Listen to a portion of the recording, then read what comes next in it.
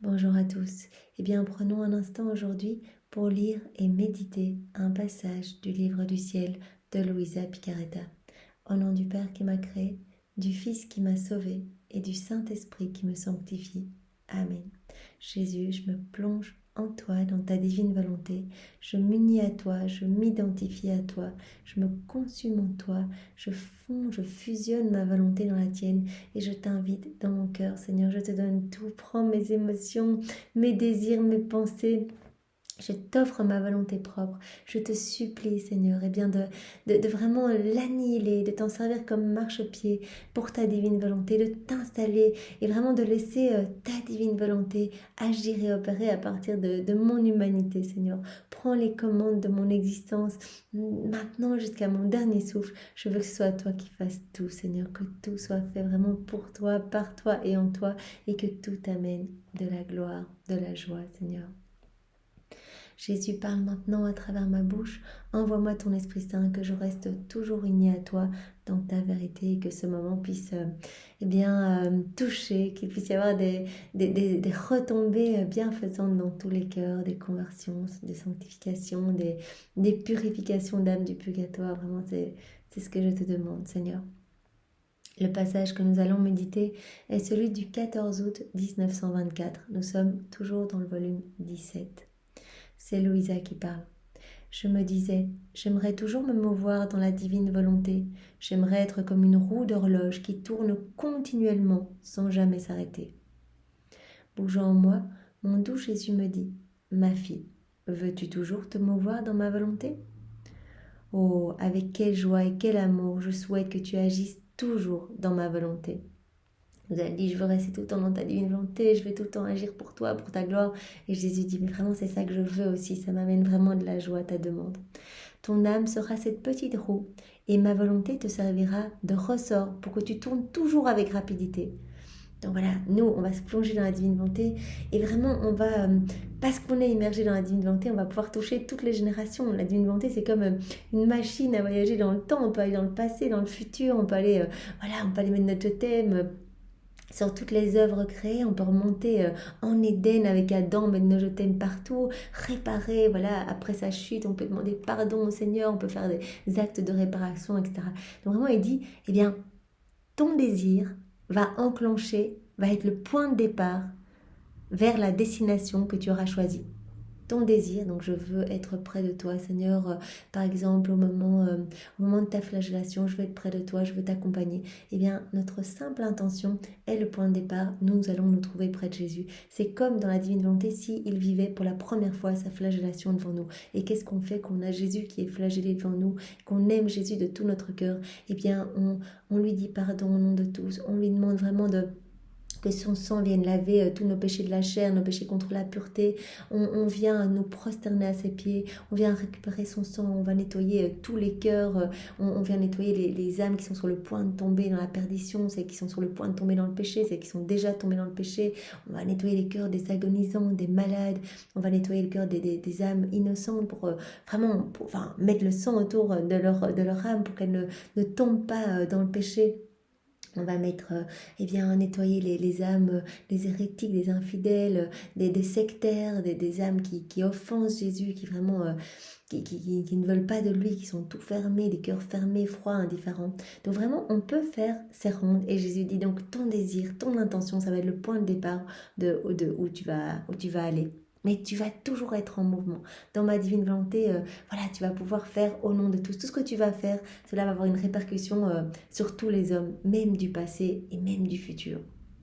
Donc c'est ça qui est vraiment incroyable. Dans la divine volonté, il y a vraiment ce pouvoir créateur de multiplier à l'infini nos prières, de les rendre éternelles. Quel que soit le chemin que tu emprunteras, qu'il soit dans le passé, dans le présent, dans le futur, tu me seras toujours cher et tu feras mes plus grandes délices. Il ajouta, très chère fille de ma volonté, l'agir dans ma volonté comporte la puissance créatrice. Regarde tout ce que mon humanité a accompli quand elle était sur la terre. Vu que tout était accompli dans la volonté suprême, tout ce que je faisais s'accompagnait de la puissance créatrice. Tout ce que Jésus faisait, tout ce qu'on voyait Jésus faire, eh bien, il l'accomplissait évidemment dans la puissance créatrice, puisqu'il faisait tout avec sa divine volonté, dans sa divine volonté. De même que conformément au but du Créateur, le soleil est toujours en action sans jamais perdre sa splendeur et sa chaleur, tout ce que je faisais était en conformité avec les vues du Créateur. Et comme le soleil est pour tous et chacun, il en va ainsi de mon agir. Tout en étant unique, il est pour tous et chacun. Toujours en acte de se donner. Tout ce que Jésus a fait, tout est là, suspendu, toujours en acte de se donner. Donc vraiment, Jésus dit, eh bien voilà, toutes mes actions faites dans ma divine volonté, eh bien, comportent des vertus, des cadeaux, des fruits, des grâces que je souhaite distribuer dans les cœurs. Et pour cela, j'appelle les âmes à s'unir à moi pour qu'elles puissent recevoir tous ces attributs divins, tous ces cadeaux, et que cela puisse aussi être distribué dans les autres cœurs. Voilà, c'est pour tous et c'est pour chacun. Mes pensées forment un cercle autour de chaque intelligence créée, et pareillement mes regards, mes paroles, mes travaux, mes pas, mes battements de cœur et mes peines forment un cercle autour des regards, des paroles, des travaux, des peines, etc. des créatures. Jésus a tout refait, hein. Il a repris toutes nos paroles, nos pensées, nos pas, nos actions, nos regards, etc. Tout ce qui est en rupture avec la divine volonté, Jésus a pris. Il a tout vaincu avec sa volonté humaine, il a tout refait avec sa divine volonté. Donc vraiment, il veut sanctifier chacune de nos pensées, il veut sanctifier chacun de nos regards, mais pour cela, il nous appelle à cette union. Il peut nous donner si on s'unit à lui. On s'unit, on unit nos regards aux siens, hop, on reçoit tous les fruits, tout ce qu'il a fait, tout ce qu'il a gagné pour nous au prix de toutes ses souffrances, eh bien on va le recevoir. Et nous allons pouvoir en bénéficier, mais aussi toutes les âmes. On unit nos paroles à celles de Jésus, hop, nos paroles sont sanctifiées. Et donc, comme nous, on va agir dans la divine volonté au nom de tous, eh bien, on va mettre nos paroles dans la bouche de Jésus, par exemple. Et donc, avec nos paroles, on va prendre les paroles de tous les hommes, tout ce qui, n'a pas servi Dieu, toutes les fois où nos bouches sont déliées pour ne dire que des choses futiles, eh bien, on va sanctifier tout, on va faire réparation en mettant tout vraiment dans la bouche de Jésus. Vraiment par sa bouche à lui, eh bien, nos paroles à nous vont être vraiment refaites, vont être sanctifiées. Je peux dire que comme à l'intérieur d'un cercle, je garde tout ce que la créature accomplit. Si la créature pense dans ma volonté, le cercle de mes pensées entoure ses pensées en les enfermant dans les miennes. Voilà, on pense dans la divine volonté, mais directement, nos pensées sont unies aux pensées de Jésus. Et voilà, nos pensées deviennent les pensées de Jésus, elles sont sanctifiées. Comme ce cercle, comme dit Jésus. Ainsi, participant à la puissance créatrice, ces pensées remplissent la fonction de mes pensées devant Dieu et devant les hommes. De la même façon, si tu regardes ou tu parles, eh bien ce sont mes regards et mes paroles qui ouvrent un espace pour recevoir les tiens, afin qu'ils ne fassent qu'un avec les miens et remplissent les mêmes fonctions. J'unis mes regards aux tiens, hop, directement, c'est Jésus qui vient regarder en nous, ce sont ses regards à travers nos regards. Et donc voilà, les regards de Jésus, il touchait, il regardait quelqu'un, la personne était directement brûlée d'amour, etc. Donc le Seigneur veut vraiment que nous devenions pour lui des humanités de surcroît, que nous soyons d'autres Jésus sur la terre, qu'on lui donne vraiment l'autorisation d'agir en nous à partir de ce que nous sommes. Voilà. Donc de la même façon, si tu regardes ou parles, mes regards et mes paroles ouvrent un espace pour recevoir les tiens afin qu'ils ne fassent qu'un avec les miens et remplissent les mêmes fonctions. Il en va ainsi pour tout le reste. Les âmes qui vivent dans ma volonté sont mes répétitrices, mes inséparables images. Elles copient tout de moi. Vous imaginez, on n'en a pas conscience. On mange, voilà, je mange dans ta divine volonté, Seigneur. Eh bien, c'est Jésus qui répète son action de manger en nous. Quand Jésus mangeait sur la terre, il ne faisait pas que s'alimenter. Il nourrissait les âmes, il en sauvait, il en sanctifiait. C'était magnifique. Et donc, on unit notre action de manger à celle de Jésus. Directement, on reçoit tout ce que Jésus a acquis, tous ces beaux cadeaux dans notre cœur. Donc, notre âme est profondément nourrie, mais aussi toutes les autres âmes de toutes les générations. Donc on copie ce que fait Jésus, on s'unit à Jésus et donc on devient des images, on acquiert petit à petit cette ressemblance divine. On devient, comme dit Jésus, des échos de la Trinité, comme des hosties vivantes. Elles copient tout de moi, tout ce qu'elles font me revient et est marqué du sceau de mes propres actes. Donc voilà, on fait quelque chose dans la divine volonté, directement, il y a le sceau divin sur cette action qui n'est plus alors humaine mais qui devient divine, infinie, éternelle. Et elle remplit les mêmes fonctions que les fonctions de Jésus, que les actes qu'il faisait.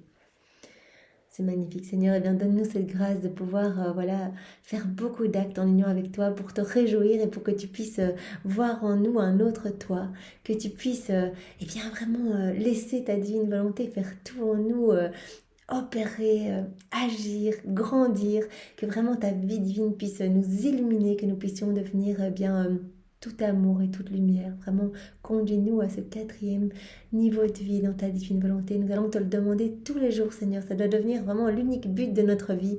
C'est vraiment que tu puisses vivre totalement et de manière permanente dans nos cœurs.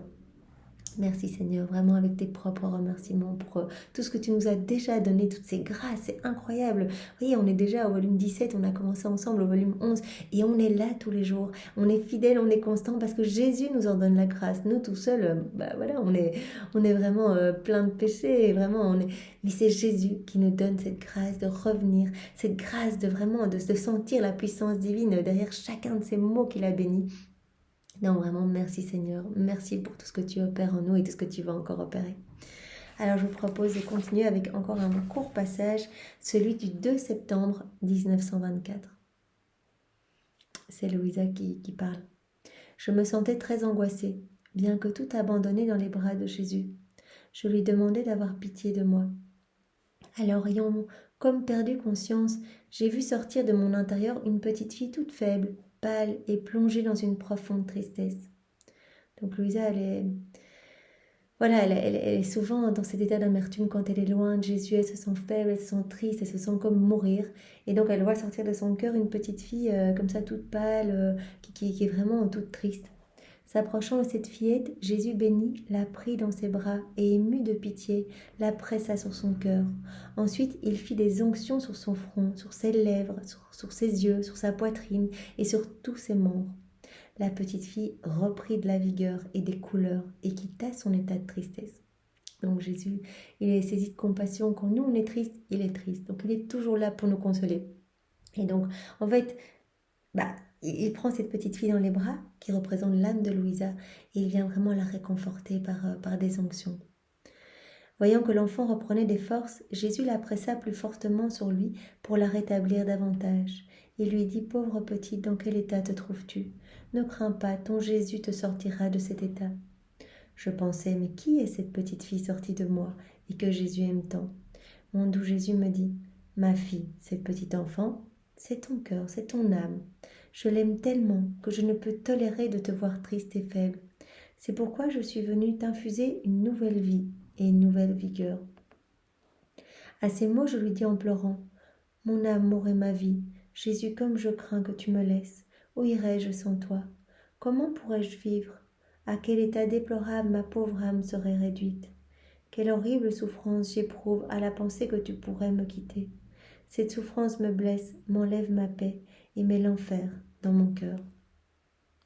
Jésus, aie pitié, aie compassion de moi, une toute petite enfant, je n'ai personne, si tu me laisses, tout est fini pour moi. » Donc Louisa, vraiment, Jésus, c'est son bien, son tout, son pilier. Elle ne peut pas envisager la vie sans Jésus. Elle a construit toute sa vie autour de Jésus. Et toutes les choses du monde n'ont aucune importance pour elle. Toutes ses relations, aucune importance. Il n'y a que Jésus qui compte. Et si Jésus n'est pas là, si elle ne le sent pas physiquement, si elle ne le voit pas physiquement, elle dépérit. Elle dépérit complètement. Et elle dit, mais Jésus, mais si tu viens pas, moi, tout est fini pour moi. Jésus reprit, « Ma fille, garde ton calme, n'aie pas peur. Ton Jésus ne te quitte pas. Je tiens beaucoup à ta confiance en moi, et je ne veux pas que tu en manques le moindrement. Vois, j'aime tellement que les âmes me fassent totalement confiance, que souvent je ferme les yeux sur certaines de leurs fautes ou de leurs imperfections, ou sur leur manque de correspondance à ma grâce, afin d'empêcher qu'elles ne me fassent pas totalement confiance. Jésus est prêt à fermer les yeux sur nos péchés, sur nos manques de reconnaissance, nos manquements d'amour, nos manques de réciprocité d'amour, mais pour autant qu'on lui fasse confiance. Donc c'est vraiment ce qu'il y a de plus important. D'ailleurs, vraiment, ce qui ici conduit à la perdition, c'est quand on n'a pas confiance en son amour et en sa miséricorde. Donc il nous appelle à cette confiance, coûte que coûte. Qu'est-ce que nous avons à vivre? Eh bien, nous allons le prendre comme venant de ses mains divines. Même si c'est quelque chose de difficile, Seigneur, j'ai confiance en toi. C'est quelque chose qu'on pourrait rajouter dans notre acte préalable le matin. Seigneur, j'ai confiance en toi. C'est toi qui veille à ma sanctification. C'est toi qui veille vraiment à l'embellissement de mon âme. Et je m'abandonne entre tes mains. La confiance va de pair avec l'abandon. Vraiment, je m'abrite entre tes bras à la manière d'une petite nouvelle-née. Et je me donne à toi. Et vraiment, je sais que tu veux le meilleur pour moi. Alors fais de moi ce qui te plaira, que ta volonté soit faite sur ma vie. Vraiment, je prononce mon fiat mi, qu'il m'en soit fait selon ta volonté sur ma vie. Vraiment, comme l'a prononcé la Vierge Marie. Donc on peut unir notre fiat à celui de la Vierge Marie pour que Jésus voit vraiment eh bien, notre amour pour lui et notre intention de nous abandonner entre ses bras. En effet, si l'âme perd confiance, elle devient comme séparée de moi, repliée sur elle-même. Elle se tient loin de moi et devient paralysée dans ses élans d'amour envers moi. Le manque de confiance nous éloigne de Dieu, vraiment nous fait prendre les voies de traverse, dans les sentiers dans nos volontés propres, vraiment dans la noirceur, l'obscurité. On s'éloigne de plus en plus si on manque de confiance. Elle est peu disposée à se sacrifier pour moi si elle n'a pas confiance. Oh, que de ravages sont causés par le manque de confiance. On peut dire qu'il est comme une gelée printanière qui brime la vie des plantes. Donc Jésus commence son travail, on lui donne notre oui, et hop, il commence à défricher notre âme, il y met des petites semences pour que vraiment notre âme soit toute belle, etc. Et si tout d'un coup on manque de confiance, on doute, voilà, on se pose des questions, eh bien c'est comme si on venait étouffer tout ce que Jésus a fait. C'est comme si on venait geler tout ce qu'il avait fait. C'est comme une gelée printanière qui pourrait vraiment mais tout réduire à néant, tout le beau travail de Jésus. Ouais, elle brime cette gelée la vie des plantes. Si la gelée est sévère, elle fait parfois mourir les plantes. Ainsi en est-il du manque de confiance. Il bloque le développement des vertus et refroidit l'amour le plus ardent. Et voilà, Jésus veut tout nous donner, mais on va bloquer ces grâces en nous si on manque de confiance. Et on va même étouffer notre amour, même s'il était super ardent au début. Eh bien, cette confiance, si elle n'est pas totale en Jésus, eh bien, on va étouffer les flammes de notre amour pour Jésus. Comme il arrive souvent que mes objectifs les plus saints soient contrés par le manque de confiance, Jésus a un plan pour chacun de nous. Il nous a donné des qualités, des talents pour qu'on travaille à l'avènement de son royaume. Il nous attend pour collaborer avec nous, pour vraiment utiliser notre vie pour sa gloire. Et donc il a un plan, et il dit bien souvent mes plus grands plans, mes plus grands objectifs sont parfois complètement contrés par le manque de confiance qu'a la créature à mon égard. C'est pourquoi je tolère plus facilement certains défauts que le manque de confiance. C'est quelque chose vraiment qui blesse terriblement le cœur de notre Seigneur, le manque de confiance. Parce que ces défauts ne peuvent jamais être aussi dommageables. C'est tellement dommageable. Il suffit de se rappeler Judas, il n'a pas eu foi en la miséricorde de Jésus. Et donc même si Marie, on peut le lire dans les écrits de Valtorta, même si Marie l'a croisé alors que Jésus est en train de passer devant chez Anne, Caïphe, etc. Et donc Marie, elle était au cénacle, elle était vraiment en communion avec Jésus, elle vivait tout ce que Jésus vivait. Et puis elle a croisé Judas, donc elle savait très très bien que Judas était le traître, etc. Et Judas était très tourmenté en fait, il commençait un petit peu à culpabiliser, à s'en vouloir. Et Marie lui a dit, Judas, viens, je vais te prendre avec moi, je vais te protéger sous mon manteau maternel, je vais te prendre comme mon enfant et je vais aller te mettre au pied de la croix. Tu vas venir avec moi, je vais vraiment... donc personne ne pourra te faire de mal et tu seras le premier à bénéficier de la miséricorde de mon fils. Tu seras le premier à pouvoir être nettoyé par son sang précieux. Mais viens, Judas, aie confiance, mon fils t'aime tellement. Et Judas, il s'est dit dans sa tête, non, c'est impossible qu'on me pardonne ça. Et donc il a préféré partir, ne pas avoir confiance en l'amour de Dieu, en sa miséricorde. Et il a été se pendre. D'autre part, comment pourrais-je te laisser après avoir tant travaillé ton âme? Regarde tout le travail que j'ai à y faire. Donc il dit à Louisa, bien non seulement, je t'appelle à cette confiance, vraiment à faire grandir cette confiance en toi, mais j'ai déjà fait tellement de travail dans ton âme, il y a déjà tellement de lumière que peux pas te laisser, quoi. Vraiment, je suis déjà implantée dans ton cœur. D'ailleurs, très souvent, Louisa, quand elle est en état d'amertume parce qu'elle ne voit pas Jésus, bien Jésus sort un bras de son corps ou un pied, où il se montre pour montrer que vraiment, c'est lui, il est établi là, il est avec le Père et Saint-Esprit, avec vraiment la Sainte Trinité est établie dans notre âme quand vraiment nous vivons dans la divine volonté. En disant cela, il me fit voir un palais somptueux et immense, érigé de ses mains dans les profondeurs de mon âme. Donc tout le travail de Jésus. Et bien voilà, il le montre à Louisa. Il dit, regarde ton âme comme c'est beau, c'est vraiment un palais somptueux. Il nous en avait parlé dans un autre passage en disant c'est un palais céleste. Je fais de l'âme un palais céleste, quelque chose de magnifique avec vraiment toutes les merveilles du ciel, tous les ornements du ciel, tout ce qu'il y a de plus beau, les plus beaux chants, les plus belles couleurs, etc. Parce que vraiment je veux m'y sentir bien et je m'installe là définitivement et je prends mes décisions de la même façon que si je les prenais du ciel. Je les prends de l'âme de la même façon que si je les prenais du ciel. Donc vous imaginez, c'est incroyable. Et donc Louisa, là, elle a la joie de pouvoir voir mais comment est son cœur, en fait tout le travail que Jésus a déjà opéré. Donc il lui a montré, c'est un palais somptueux et immense, érigé de ses mains dans les profondeurs de l'âme de Louisa. Il poursuivit, ma fille, comment pourrais-je te quitter? Regarde le nombre de pièces. Elles sont innombrables. Autant de connaissances et de merveilles je t'ai fait connaître sous ma volonté.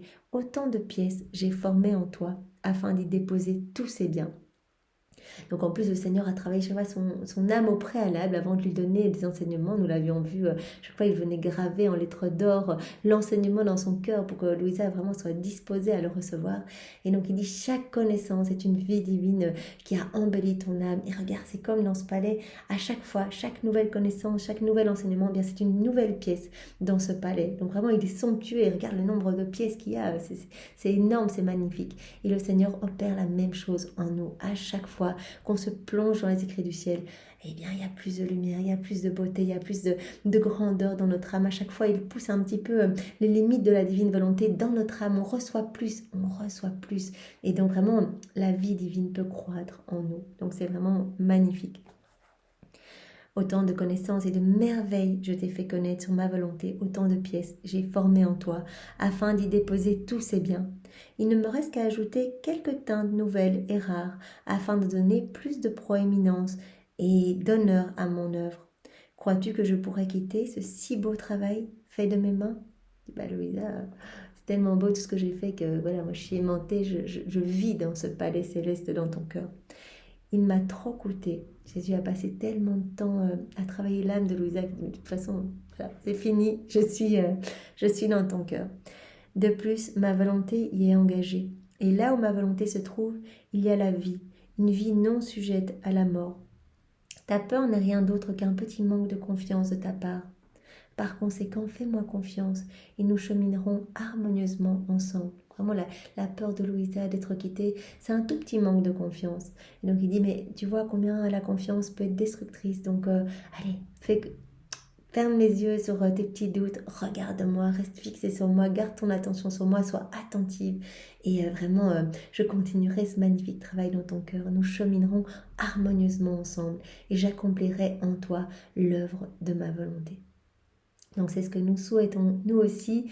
Et vraiment, voilà, nous, voilà, Louisa, elle avait quelques petites amertumes comme ça, mais vraiment, elle se laissait totalement travailler. Mais nous, voilà, on passe notre temps à retomber dans notre volonté propre, etc. Donc nous allons demander cette grâce au Seigneur, qu'il puisse accomplir l'œuvre de sa volonté dans nos cœurs également, que nous lui offrons totalement, sans réserve, sans condition. Seigneur, tu peux faire ce que tu veux et donne-nous vraiment cette confiance immense et totale en toi, que vraiment nous puissions être tellement éblouis par ton amour, que vraiment, voilà, que nous ne te quittions jamais, Seigneur, vraiment jamais. Enchaîne-nous à toi, que nous ne quittions jamais ta divine volonté, que nous ne puissions pas t'offenser par voilà, ces petites sorties dans nos volontés propres. Garde-nous en toi, Seigneur, garde-nous en toi et brûle-nous par ton amour. Eh bien, soyez tous bénis, passez une belle journée dans la divine volonté de Jésus. Au nom du Père et du Fils et du Saint-Esprit. Amen. Bonne journée à tous, au revoir.